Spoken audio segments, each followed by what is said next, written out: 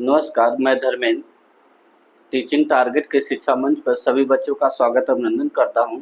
आज हम लोग पढ़ेंगे हाई स्कूल का जल संसाधन। तो जैसे देखते हैं यहाँ पर देखिएगा, इसमें क्लास 10 का सामाजिक विज्ञान के अंदर चैप्टर आपका थर्ड है। 2 चैप्टर खत्म हो गया है, तो उसमें हम थर्ड चैप्टर के अंतर्गत हम पढ़ेंगे कि आपका जल संसाधन क्या होता है।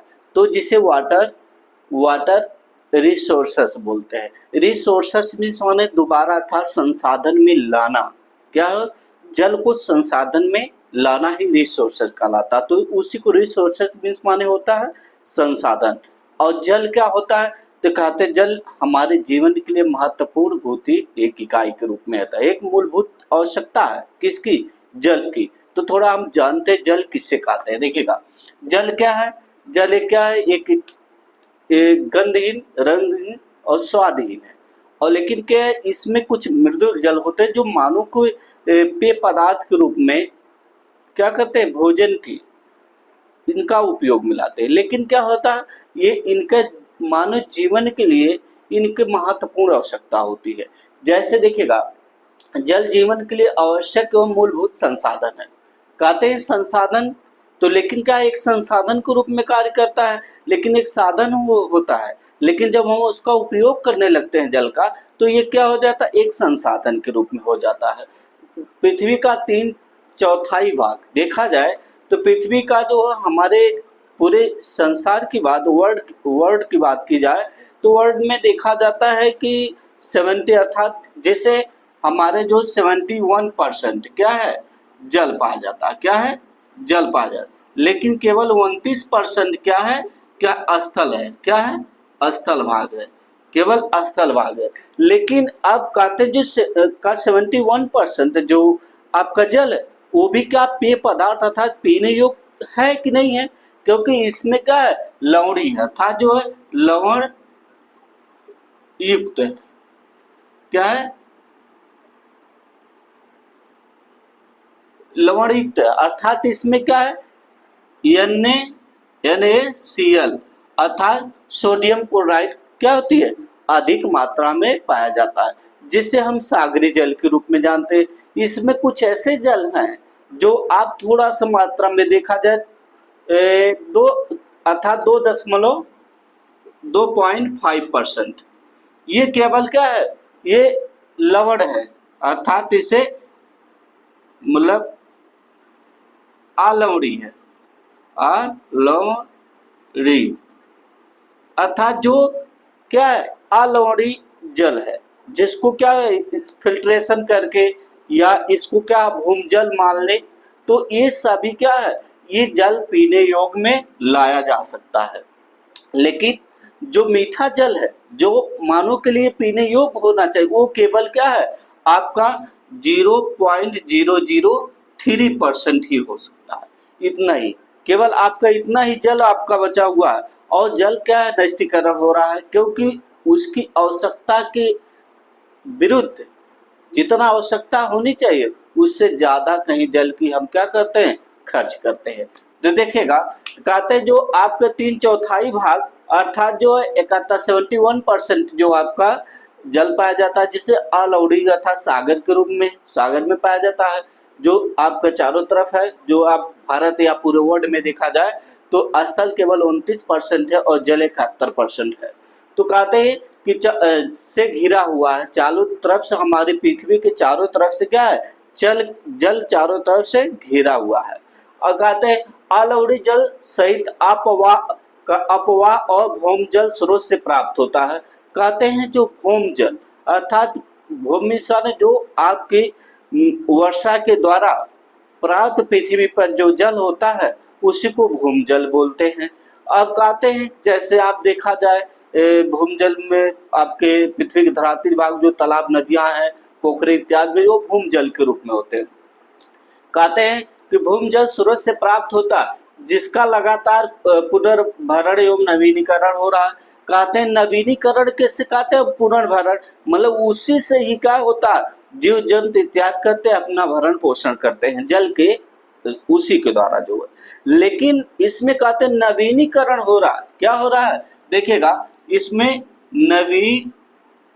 यहाँ पर दिया नवीकरण, अर्थात नवीकरण भी सारे इसका जो है जल का नवीकरण हो रहा है, अर्थात इसे दोबारा रिसाइकिल में लाकर उपयोग में लाया जाता है। जैसे जल भूमजल का जो है या वर्षा का जल पृथ्वी पर जो वर्षा के रूप में आया तो उसका क्या होता है, वाष्पीकरण होकर वायुमंडल में जाता है, उसमें संघनन क्रिया होती है, दोबारा संघनन वर्षा बाद में आपका क्या है वर्षा के रूप में पृथ्वी प्राप्त होता है। इसी का नवीनीकरण, इसी को जली चक्र भी कहते हैं। क्या कहते हैं, इससे देखिएगा जली चक्र कहते हैं। क्या कहते हैं, इसी को रिसाइकिल के रूप में दोबारा जो है, जैसे वर्षा होने के बाद वाष्पीकरण हो अर्थात संघनन के वाष्पीकरण होता है, वाष्पीकरण होकर क्या होता है वायुमंडल में जाता है, वायुमंडल में जो गर्म और ठंडी हवाएं जो आपस में क्या टकराती हैं तो इससे जो संघनन क्रिया होती है, संघनन क्रिया होने के बाद वर्षा बनती है। तो वर्षा क्या करती है, वर्षा होती है, तो वर्षा आपके होने के पश्चात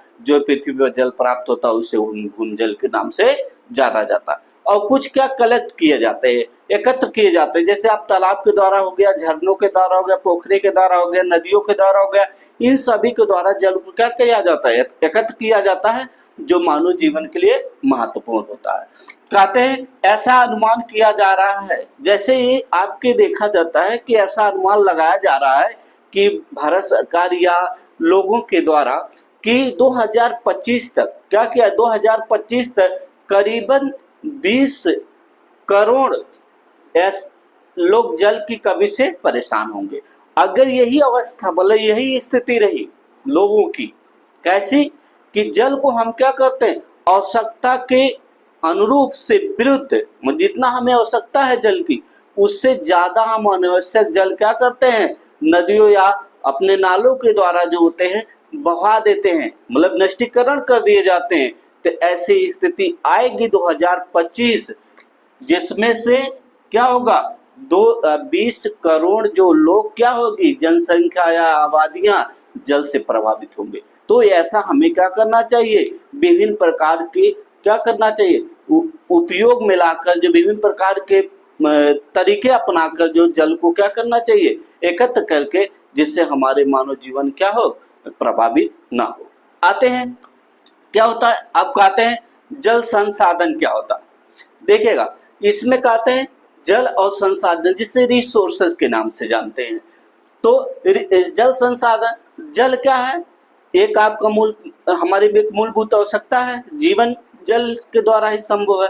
तो ये क्या है, एक संसाधन जब बनता है, जल जैसे आपके देखा जाए हैंडपाइप नलके के द्वारा होता है, वर्षा के द्वारा होता है, तो इसके द्वारा जो हम इसको अपने संसाधन में अपने क्या है ये अपने आवश्यकता में जल क्या किया जाता है, जब मनुष्य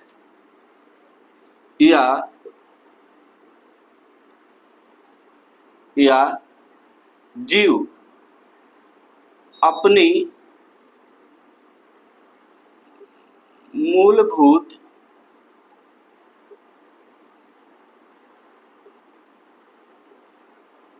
आवश्यकता के लिए उपयोग में लाता है उसे क्या कहते हैं संसाधन कहते हैं। जब ये संसाधन जब जल अपने मूलभूत आवश्यकता के लिए हम क्या करते हैं अपने उपयोग में लाते हैं तो ये क्या होगा एक संसाधन के रूप में होता है। लेकिन यहीं पर देखा जाए जल की कमी के कारण, अगर देखा जाए कि जल की कमियां कहाँ पर है, तो जल की कमियां देखा जाए अगर राजस्थान वाले क्षेत्र में देखा जाए, ये देखेगा ये राजस्थान वाला क्षेत्र है, तो राजस्थान क्षेत्र में देखा जाए वहां वर्षा कम होती है। जैसे यहाँ पर एक फिगर में बनाया देखिएगा, जैसे पनिहारियों का जो चित्र है, अर्थात जहाँ पर एक महिला को बनाया हूँ जो एक मटके को लेकर जा रही है, क्योंकि यहाँ जल की क्या है कमी है। तो ये मटके के द्वारा जो होती बहुत दूर तक का पनिहारियां क्या करती हैं, मटके को क्या है राजस्थान मरुस्थली क्षेत्र, यहाँ वर्षा क्या कम होती है, यहाँ शुष्क अर्ध शुष्क क्षेत्र होता है। तो यहाँ पर क्या होती है 150 अर्थात 150 सेंटीमीटर से सेंटीमीटर से कम वर्षा वाला क्षेत्र होता है, यहाँ वर्षा कम होती है, तो जो महिलाएं वहाँ की होती हैं वो ज्यादा दूर तक मटके को ले जाकर जो जल को भर के ले आती हैं, क्योंकि यहाँ वर्षा क्या होती है, बहुत कम मात्रा में होती है। इसी कारण यहाँ की महिलाओं के लिए क्या करना पड़ता है, यहाँ के पुरुषों के लिए, यहाँ के लोगों की क्या होना पड़ता है, जल से समस्या झेलना पड़ता है। इसलिए ये मटके के द्वारा पानी को एकत्र करके जो उपयोग में लाती हैं, या कहीं जो अपने एरिया में जो है जो कुएं को खोद कर जो है इन्होंने पानी का उपयोग में लाती हैं, जिससे नवीनीकरण भी होता रहता है। तो आपका इसका जो है देखा जाता है क्यों, और ये भी कारण है, देखिएगा ये विभिन्न जल की कमी के कारण हो सकते हैं।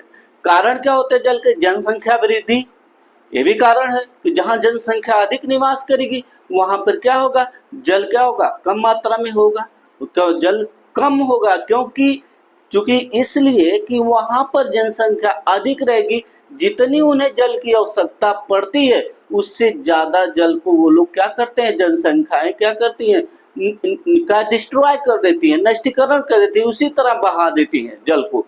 तो ऐसा हमें नहीं करना चाहिए, जल को एकत्र करना चाहिए। इसलिए विभिन्न प्रकार की इसमें परियोजनाएं भी पढ़ेंगे, बहुउद्देशीय नदी घाट की परियोजनाएं के बारे में अध्ययन करेंगे, जिससे जल को क्या किया जाए, बांध के द्वारा जो है एकत्रित किया जा सकता है, बांध बनाकर जिसको उपयोग में लाया जाएगा। तो विभिन्न प्रकार के देखिएगा। अब आते हैं जल के विभिन्न आपके उपयोग, जैसे राजस्थान क्षेत्र हो गया, यहाँ पर जल वर्षा बहुत कम मात्रा में होती है, जिससे विभिन्न प्रकार की समस्याओं का कारण बनता है, जिसे कलेक्ट किया जाता है। तो ये सभी कारण होता है क्योंकि वर्षा वहां पर बहुत कम होती है। अब आते हैं जल की कमी के कारण क्या होते हैं। अब जल कमी क्यों होता है, जल क्यों कमी होता है, क्यों कमियां आती हैं जल में, तो अभी आगे यहाँ पर हम लोग देखते हैं। जो आपका देखिए जल का असमान वितरण, असमान वितरण क्यों होता है कि हम क्या करते हैं, जल को अधिक मात्रा में उपयोग करते हैं, ठीक है। तो ये आपके जल को हम क्या करते हैं, अधिक मात्रा में उपयोग में लाते हैं, लेकिन कुछ अनावश्यक चीजें जो है क्या करते हैं, कम कर देते हैं, मतलब अनावश्यक चीजों को खर्च कर देते हैं, ठीक है। तो ये चीजें अनावश्यक मीन्स आने क्या होता है कि अनावश्यक जितनी हमें जरूरत है जल की, उससे ज्यादा हम कहीं जल को क्या करते हैं, नष्टीकरण कर देते हैं। तो क्या है, जल का जो असमान वितरण, जल क्या होता है, वहाँ असमान वितरण हो जाता है। कारण क्या है, या तो ये असमान वितरण ही होता है जहां पर वर्षा कम होता है। मरुस्थलीय क्षेत्र में देखा जाए यहाँ असमान वितरण होता है, यहाँ क्योंकि शुष्क क्षेत्र होता है, यहाँ पर वर्षा क्या होती है, कम होती है। तो इसलिए क्या होता है, ये आपका जो है क्षेत्र कम होता है, तो यहाँ पर देखा जाता है कि जल का जो असमान वितरण पाया जाता है। जल यहाँ कम मात्रा में, अर्थात वर्षा कम होती है, यहाँ जनसंख्या क्या होती है, कम होती है, लेकिन यहाँ पर वर्षा कम होती है, इसलिए यहाँ असमान वितरण पाया जाता है। जनसंख्या में वृद्धि और उसके परिणाम स्वरूप जल की बढ़ती मांग, देखिएगा जहां से जनसंख्या अधिक निवास करेगी तो वहां जल की क्या होगी, मांग अधिक होगी। तो वहां पर क्या है, तो इसलिए जनसंख्या जहां अधिक होगी, जल की मांग अधिक होगी, तो वहां जल की पूर्ति कैसे की जाएगी, पाइपलाइन इत्यादि के द्वारा। लेकिन यहाँ पर जनसंख्या की पूर्ति की, जनसंख्या अधिक होने के कारण से जल का क्या करना चाहिए, नदियों या तालाबों या खुद कुएं की खुदाई करके उसमें जल को क्या एकत्र करके उसका उपयोग करना चाहिए। और जनसंख्या ये भी ध्यान देना चाहिए कि इस जल को क्या करना चाहिए, ज्यादा अनावश्यक क्या करना चाहिए, इसको नदी नादों में क्या बहाना नहीं चाहिए, अर्थात इससे नष्टीकरण नहीं करना चाहिए। तो जनसंख्या वृद्धि का भी एक कारण हुआ, मतलब जल को बढ़ती मांग का। लगातार बढ़ता हुआ नगरीकरण, देखेगा अब एक नगरी से दूसरे नगर का निर्माण होना, तो इसके ये भी एक मूल कारण हो गया। क्या हो गया, एक कारण हो गया, जहां पर जो है लगातार नगरीकरण होगा, अर्थात जहां पर ग्रामीण क्षेत्र से नगर में लोग निवास करेंगे, तो कारण है कि ये भी एक क्षेत्र इसका बढ़ावा मिलेगा, बढ़ावा होगा कि यहाँ पर भी जल की क्या होगी, पूर्ति करना अति आवश्यक होगा। इस कारण जो होता है जल की क्या होगी, कमी होगी। अर्थात यहाँ पर हमें क्या करना चाहिए, जल का कम उपयोग करना चाहिए, और वो भी आवश्यकता के अनुरूप। लोगों का उच्च जीवन स्तर, अब देखिएगा जितना लोगों का उच्च जीवन स्तर का मतलब क्या होता है, जैसे मतलब आपकी कंपनी का निर्माण करना और विभिन्न प्रकार के उद्योगों का निर्माण करना, इसमें जितना आप रहेगा लोगों का उच्च जीवन स्तर, जितना जीवन अच्छा बनाने की कोशिश करेंगे, जितना आप सुपर बनने की कोशिश करेंगे और उतना ही आप विभिन्न प्रकार की कंपनियां स्थापित करेंगे, विभिन्न प्रकार की आवश्यकता पड़ेगी, तो वहां पर जल आवश्यक होगा। और यहाँ पर जैसे बिजलीकरण हो गया, मतलब एक डैम के द्वारा बिजली उत्पादन किया जाता है, तो बिजली उत्पादन में भी जल की आवश्यकता पड़ेगी, जिसमें जो है आपको देखा जाए बहुत ज्यादा, जैसे विभिन्न प्रकार हो गया, जैसे भाखड़ा नंगल बांध परियोजनाएं हो गई, विभिन्न प्रकार के जो रिहंद बांध परियोजना हो गई, तो बिजली उत्पादन के लिए जल की पर्याप्त आवश्यकता पड़ेगी। तो इसलिए इस सभी को हमें ध्यान देकर जल को कम मात्रा में उपयोग करना चाहिए और उसके तहत उसे नष्टीकरण नहीं करना चाहिए। और उसे क्या करना चाहिए, कुएं या तालाब इत्यादि के द्वारा जो होता है उससे जल को, वर्षा जल को एकत्र करना चाहिए, जिससे जल का स्तर बना रहे। तो इस तरह से जैसे आप तमिलनाडु वाले क्षेत्र में देखेंगे, ये वाले क्षेत्र में अर्थात राज्य में तमिलनाडु में, तो जो आपको घर बनते हैं, जो आपके ये वाले देखिएगा घर जो बनते हैं, तो इसके चारों तरफ ही चहारदीवारी कर दी जाती है छत के ऊपर। तो जो वर्षा का जल आता है, देखिएगा वर्षा का जो आता है, इसके द्वारा क्या किया जाता है, छत पे जो है, ऊपरी छत पे जो है जल को एकत्र कर लिया जाता है, और जिससे और एकत्र करके इसी से एक पाइप के द्वारा एक आपके तालाब में या कुएं में क्या किया जाता है, जल को एकत्र कर लिया जाता है, जिससे यहाँ पर जल को जो है आपकी पूर्ति किया जा सकेगा।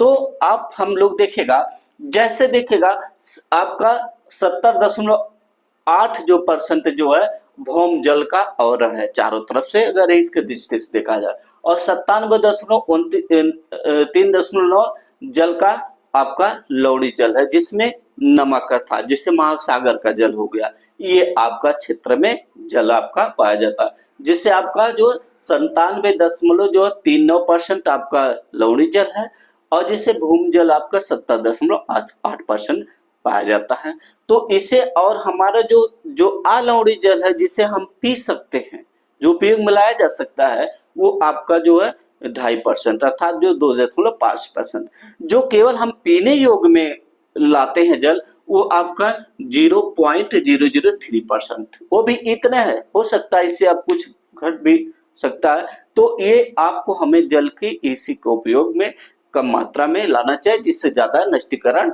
नहीं करना चाहिए। तो आपको देखिएगा हमारी नेक्स्ट टॉपिक है, जो हम लोग कल इसी मैप के द्वारा समझेंगे कि बहुत जो आपकी रिहंद घाटी परियोजना है, चंबल घाटी परियोजना, विभिन्न प्रकार के जो डैम के द्वारा जो है जल को एकत्र किया जाता है, तो वो आपको जानेंगे बहुउद्देशीय नदी घाटी परियोजना के समन्वित जल संसाधन का प्रबंध कैसे किया जाएगा, जल को कैसे प्रबंध करके जो है मानव जीवन को उपयोग में लाया जाएगा। थैंक्स।